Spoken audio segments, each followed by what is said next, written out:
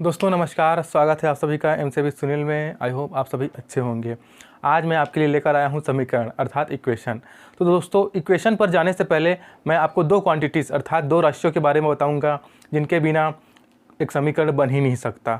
वे दो राशियां हैं दोस्तों, पहली है चर और दूसरी है अचर। चर को इंग्लिश में कहा जाता है वेरिएबल और अचर को इंग्लिश में कहा जाता है दोस्तों कांस्टेंट। पहले हम इनका परिभाषा समझ लेते हैं कि ये होते क्या हैं। ठीक है, तो चर वे राशियां होती हैं जिनका मान बदलता रहता है दोस्तों। इनका मान क्या है? बदलता रहता है। इनका मान बदलता रहता है।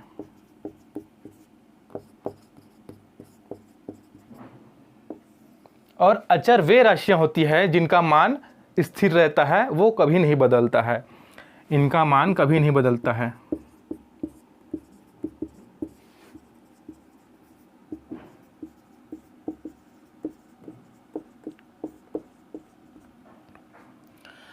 तो दोस्तों जो चर होते हैं वो अलग अलग प्रश्न में जब यूज़ किए जाते हैं तो अलग अलग प्रश्न के लिए इनका अलग अलग आंसर आता है।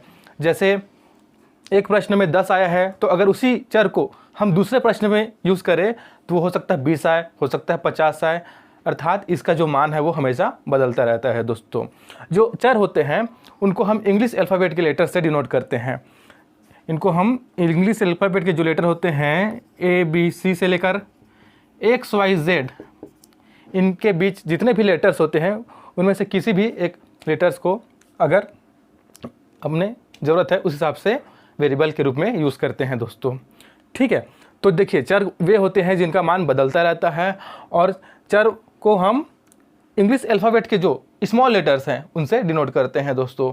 ठीक है, अगर बात करें अचर अर्थात कांस्टेंट की तो ये कभी नहीं बदलते हैं और इनको हम नंबर से डिनोट करते हैं दोस्तों। जो मैथ्स के नंबर्स होते हैं जैसे 1 2 3 से लेकर अनंत तक, इनसे हम कांस्टेंट को डिनोट करते हैं। जैसे फॉर एग्जांपल 3 की बात करें, ये एक अचर है दोस्तों, तो मैं इसे किसी भी प्रश्न में यूज़ कर लूँ ये हमेशा 3 ही रहेगा। ये कभी भी 4 नहीं बनेगा, ये कभी भी 10 नहीं बनेगा, है ना।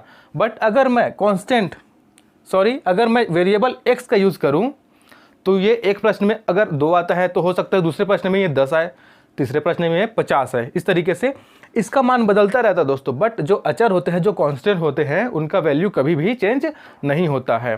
तो इन दोनों में डिफरेंस यही है कि एक तो स्थिर होता है, जो अचर है वो स्थिर होता है, ठीक है, और जो चर होता है उनका मान बदलते रहता है। अब जो समीकरण है वो इन्हीं से क्रिएट होता है दोस्तों, इन्हीं से वो बनता है। कैसे बनता है चलिए मैं आपको बताता हूँ। तो दोस्तों अभी हमने देखा कि चर और अचर राशियाँ क्या होती है। अब हम देखते हैं कि एक इक्वेशन अर्थात एक समीकरण बनता कैसे है और उसके लिए क्या क्या चीज़ें हमें ज़रूरी होती हैं। तो दोस्तों एक इक्वेशन बनने के लिए हमें 3 चीज़ों की बहुत ही आवश्यकता होती है और उनके बिना एक इक्वेशन बन ही नहीं सकता। पहला है एक चर राशि, इसको हम वेरिएबल कहते हैं। दूसरा है अचर, इसको हम कांस्टेंट कहते हैं। और तीसरा है दोस्तों बराबर का चिन्ह।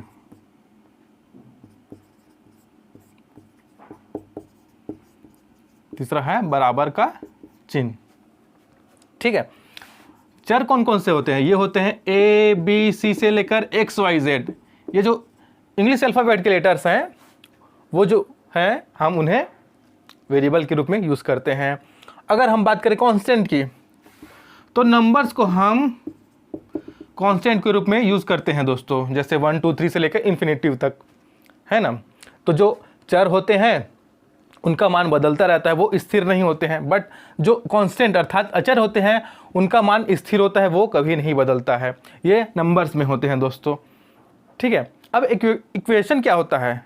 तो दोस्तों एक इक्वेशन होता है जिसमें एक चर होना चाहिए, एक अचर होना चाहिए और बराबर का चिन्ह होना चाहिए। जैसे देखिए मैं अगर लिख दूं 2x + 3 तो क्या ये एक समीकरण है? क्या एक इक्वेशन है? तो दोस्तों ये एक इक्वेशन नहीं है। क्यों? क्योंकि देखिए इसमें एक वेरिएबल तो है। देखिए ये एक वेरिएबल है x, इसमें एक चर तो है, सॉरी एक अचर तो है, एक कांस्टेंट है, दूसरा कांस्टेंट भी है इसमें। बट देखिए इन तीनों के साथ साथ एक चीज़ और ज़रूरी रहता है इक्वेशन होने के लिए, वो है बराबर का चिन्ह। तो देखिए इसमें बराबर का चिन्ह दिख रहा है क्या आपको? तो इसमें बराबर का चिन्ह नहीं है दोस्तों। तो जहाँ बराबर का चिन्ह नहीं हो वहाँ एक इक्वेशन हो ही नहीं सकता, वो इक्वेशन नहीं कहलाता है, वो एक व्यंजक कहलाता है दोस्तों। तो ये क्या है? एक व्यंजक है दोस्तों, ठीक है। एक क्या है? ये एक्सप्रेशन है, ठीक है। अगर मैं इसी के आगे बराबर करके 0 लिख देता हूँ दोस्तों, तो ये एक इक्वेशन बन जाता है। ये क्या बन गया? एक इक्वेशन बन गया, ठीक है। अगर मैं लिखता हूँ 4y + 5 = 7, तो देखिए इसमें ये क्या है? कांस्टेंट है, ये क्या है? कांस्टेंट है, ये क्या है? कांस्टेंट है। अब ये क्या है?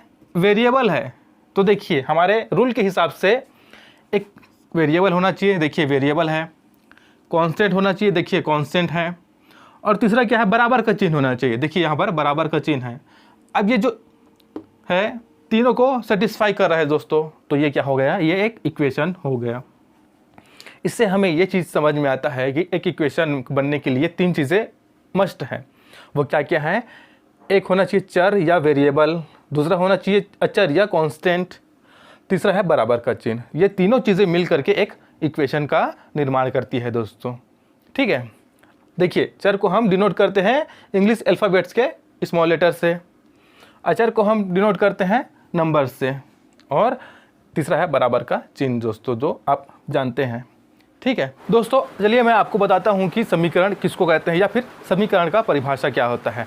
तो दोस्तों समीकरण को हम कुछ इस रूप में डिफाइन कर सकते हैं कि दो राशियों के बीच समानता दिखाने वाले कथन को हम समीकरण कहते हैं। हम समीकरण कहते हैं, समीकरण या इक्वेशन कहते हैं दोस्तों, ठीक है। देखिए जैसे मैंने लिखा 2x + 3 = 9, ठीक है। तो देखिए एक राशि ये हुई और दूसरी राशि ये हुई। अब इन दोनों के बीच में समानता किससे पता चल रही दोस्तों? देखिए यहाँ पर बराबर का चिन्ह है, इससे ये पता चल रहा है कि ये दोनों जो राशियाँ हैं, ये वाली और ये वाली आपस में बराबर हैं। तो ऐसा एक कथन आपको कहीं भी दिखे तो वो एक समीकरण होगा दोस्तों। ऐसा संबंध आपको कहीं भी दिखे तो वो एक समीकरण होगा, ठीक है। तो ये हो गया दोस्तों परिभाषा। अब देखते हैं कि जो समीकरण है, जो इक्वेशन है, वो कितने प्रकार के होते हैं दोस्तों। तो अगर हम घात के आधार पर देखें दोस्तों, तो जो समीकरण है वो 3 प्रकार के होते हैं, ठीक है। घात के आधार पर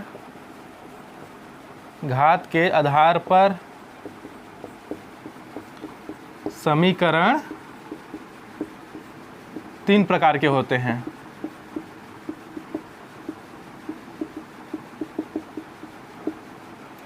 पहला है रैखिक समीकरण,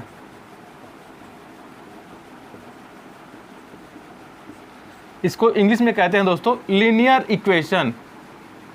लीनियर इक्वेशन। दूसरा है द्विघात समीकरण। द्विघात समीकरण, इसको इंग्लिश में कहा जाता है क्वाड्रेटिक इक्वेशन। और तीसरा है दोस्तों त्रिघात समीकरण। त्रिघात समीकरण, इसको इंग्लिश में कहा जाता है क्यूबिक इक्वेशन। Cubic equation. तो देखिए घात के आधार पर जो समीकरण होते हैं वो 3 प्रकार के होते हैं। पहला है रैखिक समीकरण अर्थात लीनियर इक्वेशन, दूसरा है द्विघात समीकरण अर्थात क्वाड्रेटिक इक्वेशन, और तीसरा है त्रिघात समीकरण अर्थात क्यूबिक इक्वेशन। अब चलिए इनको हम डिटेल में पढ़ते हैं दोस्तों। इसका आप लोग एक बार स्क्रीनशॉट ले लीजिए या इसको वीडियो को पॉज करके इसको नोट डाउन कर लीजिए। तो दोस्तों हमारा पहला समीकरण है, ये है रैखिक समीकरण। रैखिक समीकरण क्या होता है, चलिए समझते हैं। तो दोस्तों, ऐसा समीकरण जिसमें जो चर राशि है उसकी अधिकतम घात 1 हो, वह रैखिक समीकरण कहलाता है। ऐसा समीकरण जिसमें चर अर्थात वेरिएबल, ठीक है, चर अर्थात वेरिएबल की घात 1 हो, वह रैखिक समीकरण या लीनियर इक्वेशन कहलाता है दोस्तों। रैखिक समीकरण कहलाता है, लीनियर इक्वेशन।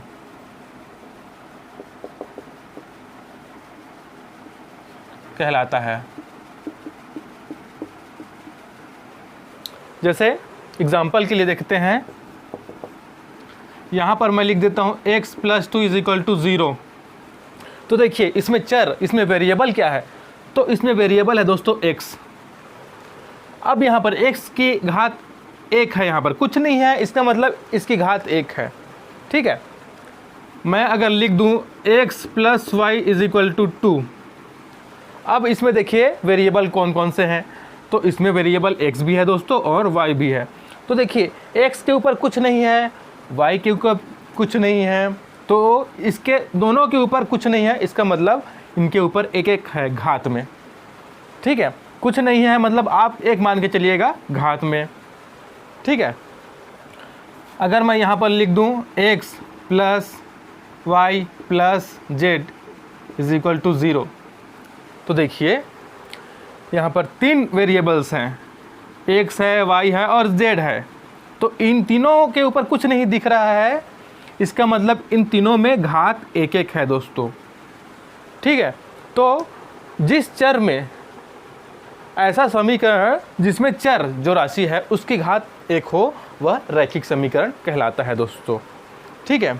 तो रैखिक समीकरण के ये कुछ उदाहरण हैं जिनमें जो चर राशि है उसकी अधिकतम घात जो है वो 1 होती है दोस्तों।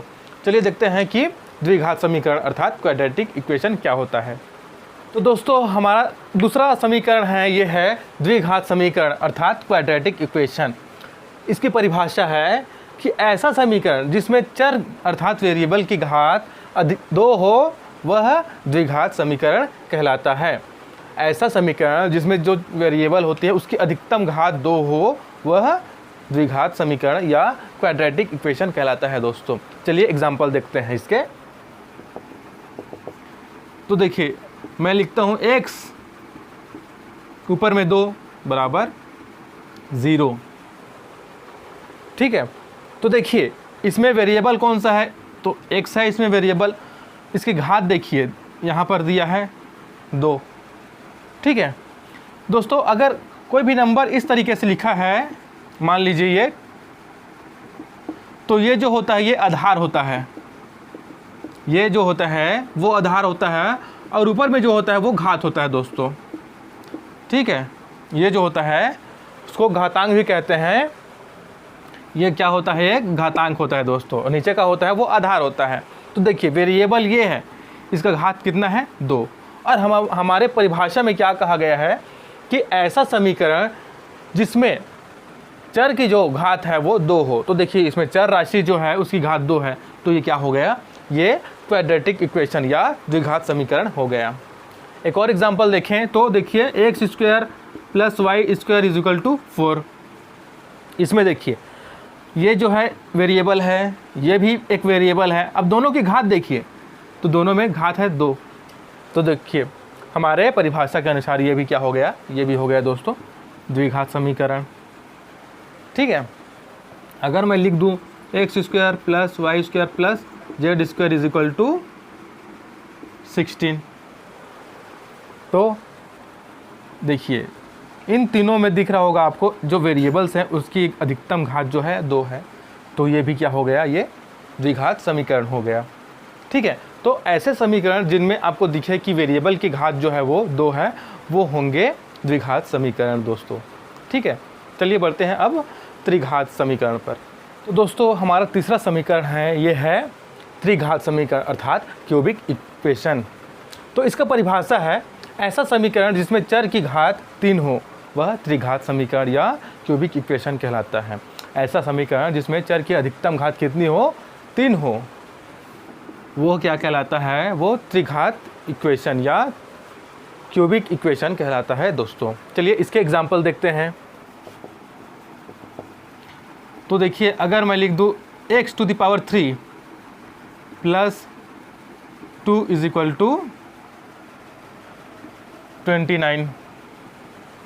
तो देखिए इसमें वेरिएबल क्या है, x है, इसकी घात क्या है, देखिए 3 है। तो x की घात 3 दिख रही है, अर्थात ये त्रिघात समीकरण हो गया। अगर मैं लिख दूँ x³ + y³ = 54। तो देखिए वेरिएबल क्या है, यहाँ पर x है और y है, तो दोनों की घात देखिए क्या है, वो 3 है दोस्तों। तो ये क्या हो गया है, क्यूबिक इक्वेशन अर्थात त्रिघात समीकरण हो गए। एक और एग्जांपल देख लेते हैं, x³ + y² - z = 8। तो देखिए इसमें देखिए x की घात है दोस्तों 3, y की घात 2 और z की घात है 1। कुछ नहीं है, मतलब 1 है। y की घात है 2, x की घात 3। अब हमें अधिकतम घात देखना है, ठीक है, हमें देखना है अधिकतम घात। तो देखिए अधिकतम घात है 3, तो ये क्या है, ये भी है एक क्यूबिक इक्वेशन दोस्तों। हमको अधिकतम घात देखना है किसी भी इक्वेशन में कि अधिकतम घात क्या है, ठीक है। तो अधिकतम घात इसमें देखिए दिख रहा है 3, अर्थात ये क्यूबिक इक्वेशन अर्थात त्रिघात समीकरण है दोस्तों। तो ये एग्जाम्पल्स हैं आपके सामने त्रिघात समीकरण के, ठीक है दोस्तों। अभी हमने देखा कि चर के घात के आधार पर इक्वेशन जो है वो कितने प्रकार के होते हैं। अब देखेंगे कि चर की संख्या के आधार पर जो है इक्वेशन वो कितने प्रकार के होते हैं। तो दोस्तों चर के संख्या के आधार पर भी इक्वेशन जो होते हैं वो 3 प्रकार के होते हैं। पहला है एक चर वाले रैखिक समीकरण, दूसरा है 2 चर वाले रैखिक समीकरण और तीसरा है दोस्तों 3 चर वाले रैखिक समीकरण। अब इसको भी समझ लेते हैं कि एक चर वाले रैखिक समीकरण क्या होते हैं। तो जैसा कि आपको शब्द से दिख रहा हो दोस्तों, इसमें लिखा एक चर लिखा है, अर्थात अगर किसी समीकरण में केवल एक चर है और उसकी घात 1 है जो चर है, तो वो क्या हो जाएगा, वो हो जाएगा एक चर वाले रैखिक समीकरण। जैसे एग्जांपल देखिए x + 2 = 6। तो देखिए इसमें केवल एक चर दिख रहा है दोस्तों। अगर मैं लिख दूं यहाँ पर y + 9 = 11, तो देखिए इसमें भी एक ही चर दिख रहा है, ये है y, इसमें भी एक चर है। तो ऐसे समीकरण जिसमें केवल एक चर हो और जो चर राशि है उसकी घात 1 हो, वो क्या कहलाएगी, वो कहलाएगी दोस्तों एक चर वाले रैखिक समीकरण। तो ये जो दोनों हैं ये पहले वाले के एग्जाम्पल हैं दोस्तों, ठीक है। अब देखिए हमारा अगला है 2 चर वाले रैखिक समीकरण। तो इसमें देखिए शब्दों पर जाइए, 2 चर अर्थात ऐसे समीकरण जिनमें 2 चर हो और दोनों चरों की जो घात है वो 1 हो दोस्तों, तो वो 2 चर वाले रैखिक समीकरण कहलाते हैं। जहाँ भी रैखिक समीकरण लिखा हो उससे आपको ये मान के चलना है कि जो चर है उनके घात 1 है, ठीक है। तो 2 चर वाले रैखिक समीकरण के एग्जाम्पल देखते हैं। तो ये है दोस्तों x + y = 9। तो देखिए यहाँ पर एक चर ये हो गया, दूसरा चर ये हो गया, तो 2 चर हो गए इस समीकरण में। अगर मैं यहीं पर लिख दूँ a + c = 9, तो देखिए एक चर ये हो गया, दूसरा चर ये हो गया, अर्थात 2 चर वाले रैखिक समीकरण में 2 चर होते हैं दोस्तों, ठीक है। और जो चर राशि है उनका घात 1 होता है, तब वो कहलाते हैं जो 2 चर वाले रैखिक समीकरण, ठीक है। इसी प्रकार होते हैं 3 चर वाले रैखिक समीकरण दोस्तों। तो 3 चर वाले रैखिक समीकरण में होते हैं 3 चर, x + y + z = 15 मान लेते हैं। तो देखिए ये पहला चर हो गया, ये दूसरा चर हो गया और ये तीसरा चर हो गया, अर्थात इसमें 3 वेरिएबल्स हो गए और तीनों का जो घात है वो 1 है दोस्तों, ठीक है। तो ऐसा समीकरण जिसमें 3 चर हो और तीनों का घात 1 हो, वो कहलाते हैं 3 चर वाले रैखिक समीकरण, ठीक है दोस्तों, आज की क्लास में हमने देखा कि समीकरण होता क्या है और उसे कैसे बनाया जाता है। साथ ही साथ हमने समीकरण के प्रकार और उनके परिभाषा को भी समझा। दोस्तों आज की क्लास में हम इतना ही पढ़ते हैं। अगली क्लास में हम देखेंगे कि समीकरण के संबंधित प्रश्न कैसे होते हैं और उन्हें कैसे सॉल्व किया जाता है। दोस्तों अगर आज की क्लास आपको अच्छी लगी है तो मेरे चैनल को सब्सक्राइब कीजिए, वीडियो को लाइक कीजिए, शेयर कीजिए और बेल आइकन को भी ज़रूर दबाइए ताकि आगे आने वाले वीडियोज़ की नोटिफिकेशन आप तक लगातार पहुँचती रहे।